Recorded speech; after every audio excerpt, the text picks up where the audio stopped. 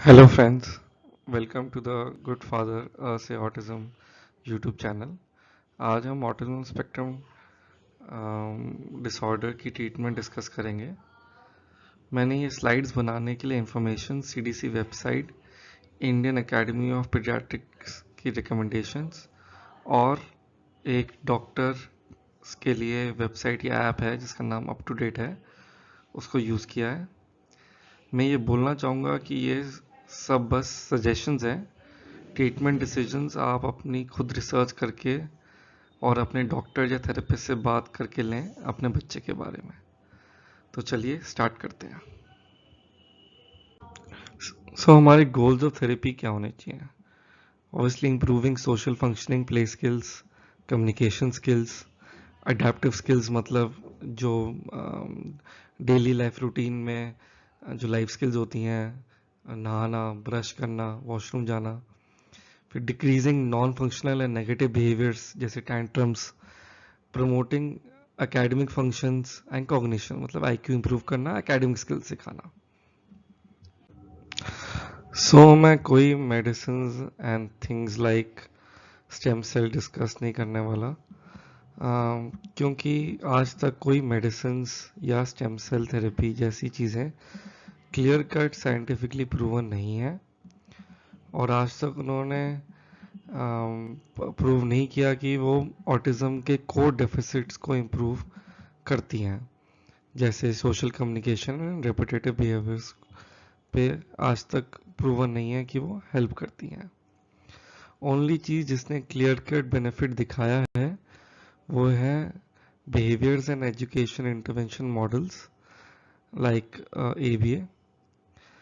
Intervention therapies के बहुत सारे मॉडल्स या फिलॉसफीज हैं, हम इनकी डिटेल में फर्दर वीडियोस में डिस्कस करेंगे। जो सबसे वेल रिसर्च्ड और पुरानी जो डेकेड से यूज़ हो रहे हैं वो हैं बिहेवियर इंटरवेंशंस, जिसमें ABA एक इम्पॉर्टेंट इंटरवेंशन है जो सबसे वेल रिसर्च्ड और प्रूवन है। इस इंटरवेंशन में negative behaviours like tantrums decrease करवाए जाते हैं और positive behaviours like playing and communication को प्रमोट किया जाता है। फिर इंटरवेंशन मॉडल्स जैसे स्ट्रक्चर्ड टीचिंग होते हैं, जिसमें एक टीच मेथड आता है जिसमें एक ऑर्गेनाइज्ड फिजिकल एनवायरनमेंट होता है, इंडिविजुअल प्रोग्रामिंग होती है बच्चे की, एक विजुअल शेड्यूल फॉलो होता है, प्रिडिक्टेबिलिटी जैसी चीज़ें होती हैं। फिर थर्ड टाइप का जो इंटरवेंशन मॉडल्स या फिलॉसफीज हैं वो है developmental and relationship based models. इसमें जो एसेंशियल स्किल्स हैं like social communication, emotional regulation, cognition मतलब IQ, जो अपनी अप्रोप्रिएट एज पे नहीं आ पाया उस एज के हिसाब से उन पे काम किया जाता है।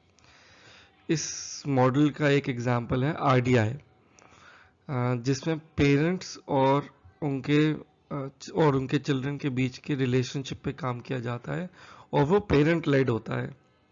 इसमें थेरेपिस्ट का रोल नहीं होता है।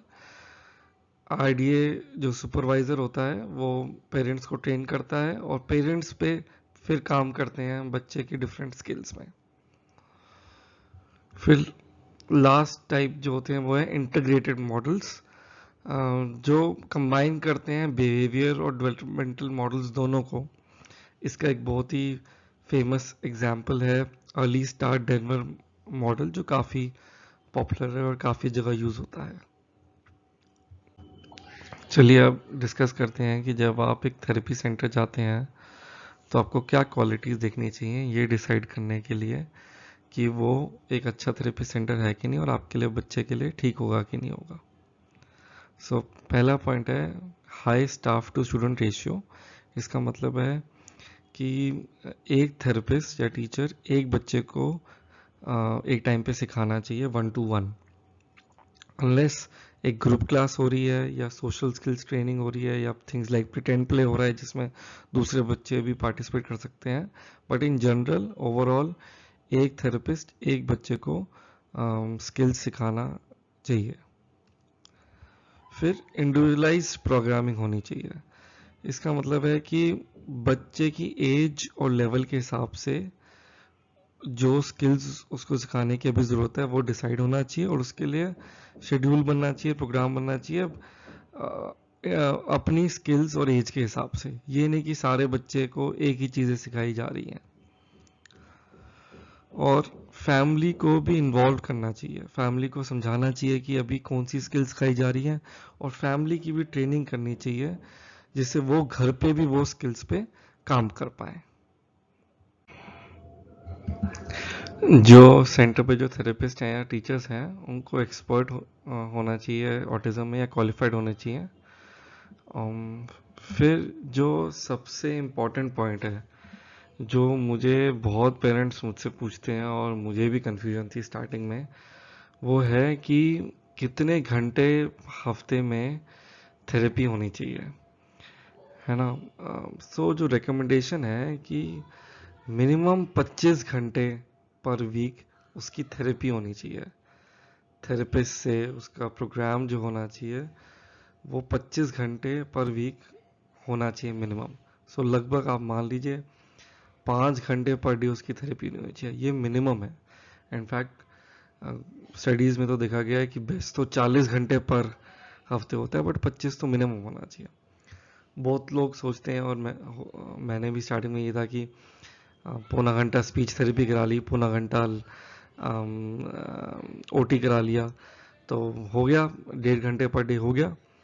हाँ, पहले तो जो भी ABA या बिहेवियर इंटरवेंशन या रिलेशनशिप मॉडल, ESDM यूज़ हो रहा है, जो भी हो रहा है भाई, मिनिमम 25 पर आवर पर वीक होना चाहिए, जिससे बच्चा अपनी फुलेस्ट पोटेंशियल पे पहुंचे। मैं नहीं कह रहा कि 1.5 घंटा पर डे बुरा है या बच्चे को हेल्प नहीं करेगा, करेगा, बट फुलेस्ट पोटेंशियल अगर आप चाहते हैं बच्चा रीच करे तो मिनिमम 25 आवर्स पर वीक। और जो भी बच्चे के बिहेवियर्स हैं उनका एक फंक्शनल एनालिसिस होना चाहिए सेंटर में। फंक्शनल एनालिसिस मतलब कि वो क्यों हो रहा है, उसकी प्रीसीडिंग क्या होता है। जैसे कोई टैंट्रम अगर बिहेवियर है तो बच्चा कब देता है और उसको उससे क्या रिवॉर्ड मिल रहा है, वो क्यों बार बार टैंट्रम थ्रो कर रहा है, वो री क्यों हो रहा है बिहेवियर। सो ये एनालाइज होना चाहिए। फिर ongoing programme evaluation and adjustment होना चाहिए। मतलब जैसे जैसे बच्चा स्किल्स एक्वायर करे उन स्किल्स को मेंटेन करना चाहिए, और नई स्किल्स ऐड होनी चाहिए, प्रोग्राम को एडजस्ट होना चाहिए। क्लोज मॉनिटरिंग होनी चाहिए और मॉडिफिकेशन होना चाहिए as the child's needs change. मतलब जो जो उसकी एज के हिसाब से उसकी रिक्वायरमेंट, उसकी नीड्स चेंज हो रही हैं तो प्रोग्राम को भी वैसे चेंज होना चाहिए। अगर किसी स्किल को सिखाने में प्रॉब्लम हो रही है तो उसको दूसरे मेथड से ट्राई करना चाहिए सिखाने के लिए। और एक करिकुलम जो should include everything, attention, imitation, communication, play, social interaction, regulation. ये नहीं कि सिर्फ जो प्रोग्राम है, जो स्किल सिखा रहे हैं वो सिर्फ रीडिंग और राइटिंग सिखा रहे हैं और आप प्ले नहीं सिखा रहे, कम्युनिकेशन नहीं सिखा रहे। उससे बच्चे की टोटल प्रॉपर डेवलपमेंटल नहीं होगी। उसको हर चीज़ सिखानी है और हर डोमेन्स में से थोड़े थोड़े स्किल्स हमें टारगेट करने चाहिए एट अ टाइम। फिर एक बहुत ही सपोर्टिव टीचिंग एनवायरनमेंट होना चाहिए, स्टिमुलेटिंग एनवायरनमेंट होना चाहिए, बोरिंग जगह नहीं होनी चाहिए, प्रिडिक्टेबिलिटी होनी चाहिए, एक स्ट्रक्चर होना चाहिए। ये नहीं कि जो भी मन हो वो डेली वो अलग अलग चीज़ें सिखाई जा रही हैं। प्लान प्रॉपर होना चाहिए और ट्रांजिशन प्लानिंग होनी चाहिए कि इवेंचुअली एम ये होना चाहिए कि बच्चा दूसरे बच्चों की तरह मेन स्ट्रीम स्कूल में जाए, और अगर उसको कोई सपोर्ट चाहिए तो वो उसको सपोर्ट वहाँ पे भी मिले। फिर एक टर्म है early and intensive therapy. Early का मतलब है कि डायग्नोसिस जल्दी पकड़ो और जल्दी से ट्रीटमेंट शुरू हो। बेस्ट तो होता है अभी 2 साल से पहले ही बच्चे का डायग्नोसिस ऑटिज्म का हो जाए और थेरेपी स्टार्ट हो जाए। 2 से पहले काफ़ियों का नहीं हो पाता, 3 से पहले हो जाए, 5 से पहले तो हो ही जाना चाहिए, क्योंकि 5 के बाद फिर न्यूरोप्लास्टिसिटी ब्रेन की कम हो जाती है और जो इम्प्रूवमेंट है वो स्लोअर होती है।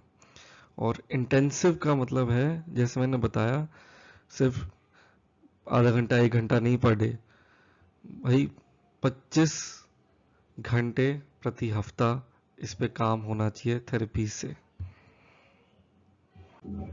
मेडिकेशन के बारे में मैं पहले भी बोल चुका हूँ, वो जो कोर डेफिसिट्स हैं ऑटिज्म में उस पे काम नहीं करते। सोशल कम्युनिकेशन पे इम्प्रूवमेंट इतनी नहीं देखी गई मेडिकेशन के साथ। They can be used for other things, साथ साथ बच्चे की हाइपर एक्टिविटी है, अग्रेशन है, आउटबर्स्ट है, एंग्जाइटी है, उनको ऑब्सेसिव कंपल्सिव बिहेवियर है, डिप्रेशन है, या स्लीप डिसफंक्शन है। स्लीप में प्रॉब्लम है तो काफ़ी लोग मेलेटोनिन करके ड्रग्स यूज़ करते हैं डॉक्टर से बात करने के बाद। तो डेफिनेट इन चीज़ों में उनका रोल है। मेरे बेटे में जैसे उसकी आयरन डेफिशिएंसी थी तो हमने आयरन दिया, विटामिन डी कमी थी, हमने विटामिन डी सप्लीमेंट दिया, और कॉन्स्टिपेशन थी तो कॉन्स्टिपेशन के लिए दवाई दी। तो उससे उसकी ओवरऑल हेल्थ इंप्रूव नहीं हुई और कहीं ना कहीं ऑटिज्म में भी हेल्प किया। चलिए आज के लिए इतना ही। उम्मीद करते हैं आप और भी videos the good father YouTube channel से ऑटिज्म यूट्यूब चैनल पे देखेंगे। इस वीडियो के लिए जो भी मैंने रेफरेंसेस जहाँ से पढ़ाई करी उसके लिंक्स मैंने वीडियो के नीचे शेयर कर दिए हैं। Thank you.